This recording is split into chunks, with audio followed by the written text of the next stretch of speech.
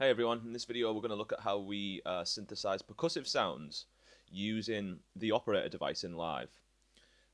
So if you remember, the operator is an instrument, so it lives in the instrument category, and then here it is, the word operator. We don't need a preset, so I'm just going to drag the word operator over into my MIDI track, and that will give me the initialized patch.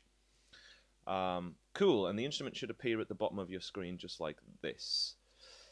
So let's go back over this. Remember that when you're synthesizing any sound, the first decision you should make, at least the first decision I always make, is what do I want the foundation of the patch to sound like? What do I want the foundation of the sound to sound like? And that will kind of feed me forward to making a decision about the waveform that I want to use. We looked at these in class. You should be kind of familiar with how each of them sound now. Remember the common ones: sine wave, saw wave, square wave, triangle, and noise. We're going to use a combination of a couple of these to build my kick drum, but the foundation of the kick drum I want to be quite clean, and sine wave is kind of the cleanest, purest tone we've got available here, so I'm going to make a decision on that and use a sine wave. The next thing I did to this oscillator before I started to change its amp envelope was that I used this, this control here, this fixed control. By default, when you load in an operator, it will play chromatically. If you hit, C, C sharp, a D, D sharp, E, F, it will play chromatically. I don't want that.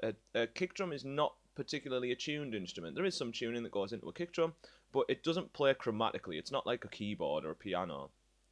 So I can turn off this chromatic input by hitting this fixed button. And now you'll see that the dials change here. And I've got this frequency control here. So now this oscillator will only output this specific frequency. Doesn't matter what key I hit,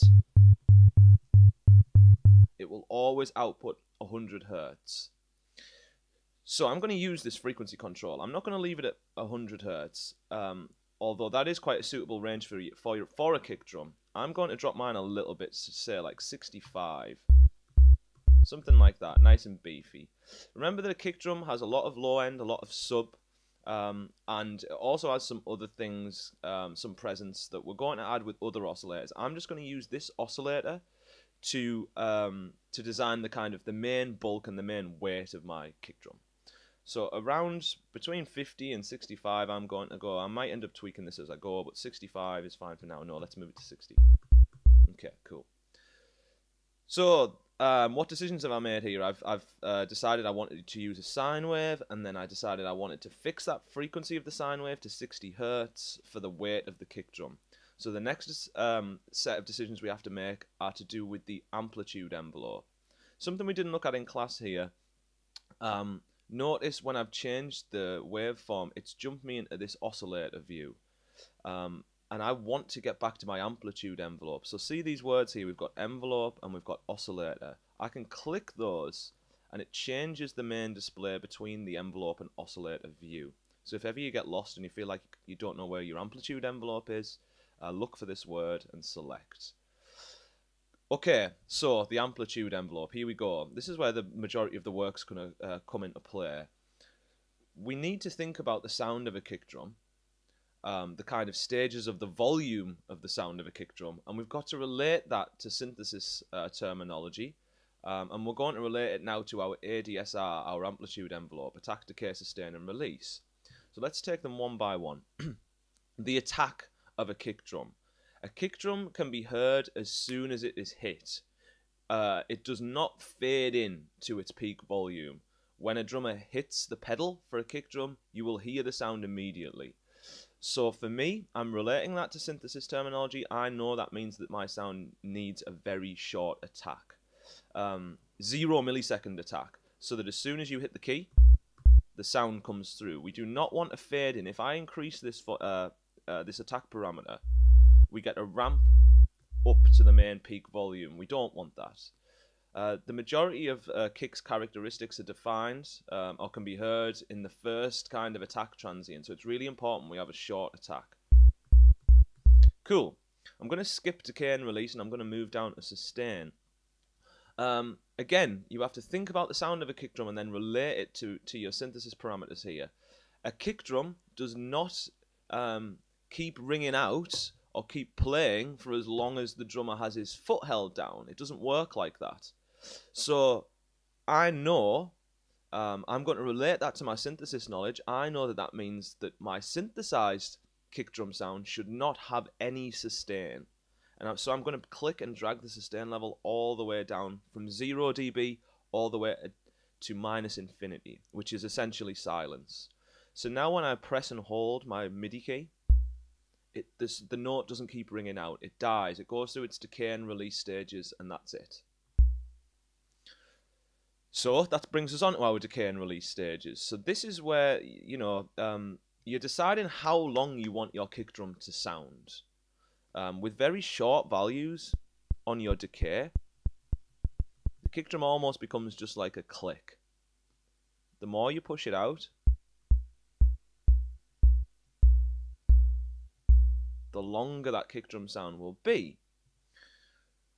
Now for kick drums, I tend to try and match the decay time and the release time. Because quite often when I'm programming drums, I just want to put like a single kind of 16th note in, and I don't want to have to worry about stretching my note out for a kick drum to make it last longer. So I use the release stage to kind of let the sound die out for a little bit longer after the MIDI note off message has been received. So I tend to match my decay and release times, but this is totally up to you. These values are working for me for now. Again, synthesis is always a trial and error process. You will kind of come back and end up making changes to these values, but for now, I'm fine with that. Okay, something we didn't look at in class, a couple of you showed me this, and a couple of you showed me that you'd already done this, and that's great. I didn't want to dive into pitch envelopes this week, but let's do it, because they have quite a drastic effect on the pitch envelope, on the sound itself. We are going to go ahead and start adding other oscillators, just like we did in class, but I want to demonstrate this too. We've got this section here called pitch. It's a pitch section. We've got transposition. We've also got some stereo spread here. And then we've got this little button here linked to this pitch envelope parameter. If we want the pitch envelope to be active, we hit this button. Now, that's not all, though. Now, because when I press the key, it sounds exactly the same. There's another parameter that we have to affect here, and it's this one that the button is linked to. What a pitch envelope does was it will tell the waveform to start at a higher pitch or a lower pitch and sweep to its original pitch.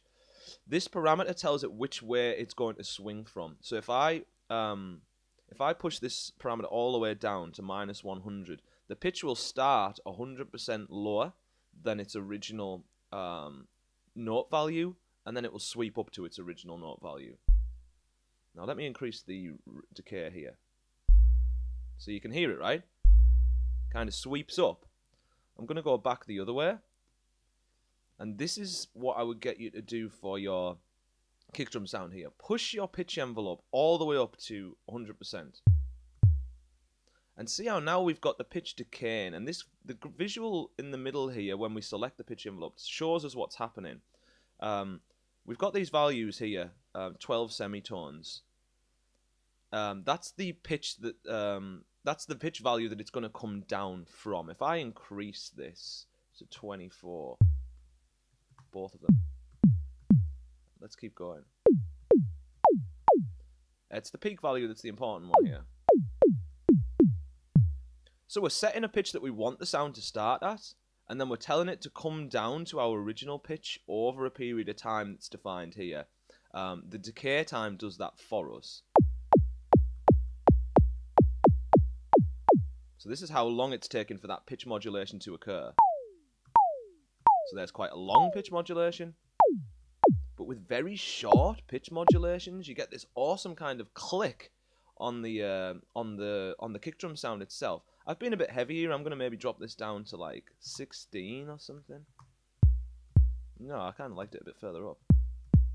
24 is kind of good. And maybe a bit longer on the decay. And it gives it a much more realistic character. Not as kind of flat and uninspired. Awesome. So just to recap what I've done there, I've activated my pitch envelope using this button. I pushed up the pitch envelope value to 100%. I've changed my peak semitone value here to plus 24, and then I've slightly modified my decay time to be shorter than the initial value. So I've got my decay. I'm going to keep tweaking this actually.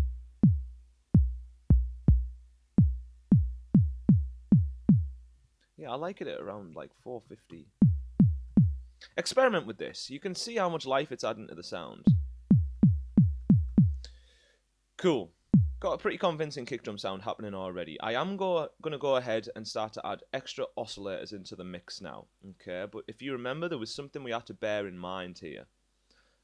If you click the four coloured squares here, the view changes again in the middle.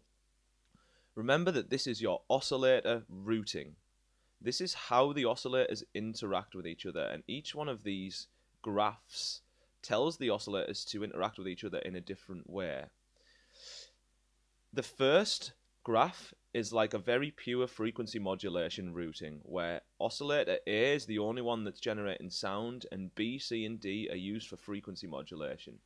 The one I want you to work with, at least initially, is this very last option here, where all four oscillators are generating their own sound. There's no frequency modulation occurring. Each oscillator will just generate a sound. Cool. So select this before we start introducing new oscillators. And at that point, I am going to go ahead and start to bring in some new oscillators. Oscillator B, I'm going to keep it as a sine wave for now, and I'm going to fix the frequency to 2 kilohertz. And if you remember, we use this in class to create like a little tick, a little click on the sound. We've kind of got that effect from the pitch envelope already, but I'm going to do this. Let's push the volume up now and keep listening. Wow, so you can hear it's... we haven't affected the amplitude envelope yet, and obviously the pitch envelope, it's global. It takes hold of all of your oscillators, so we might be wrestling a little bit here with some pitch envelopes, but it's okay. I fixed the frequency of this sine wave to 2 kilohertz. I'm going to make the ADSR for this more appropriate for what I want it for. Again, I want a very short attack. I want no sustain at all, but this time I want a super short decay. Really short. Let's go like 15 milliseconds. Sweet. So it just becomes like a little tick. And then I'm going to bring the volume of it down. It's not the main component of the sound. I just wanted to add something. I might go ahead and try experimenting with different waveforms at this point.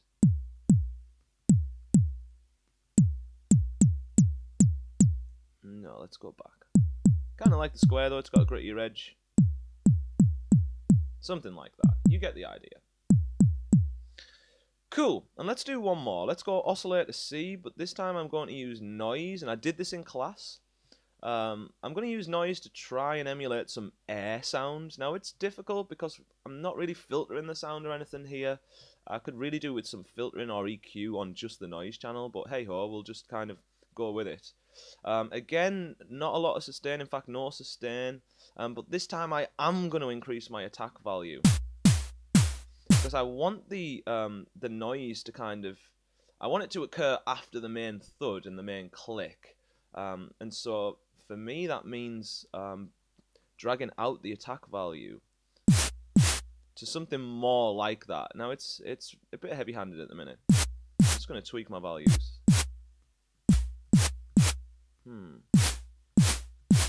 Something like that. Again, it's really loud though. I'm going to pop it all the way down. And then adjust.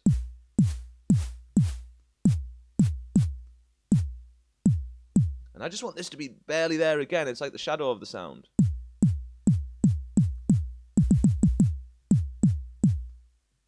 Let's keep tweaking.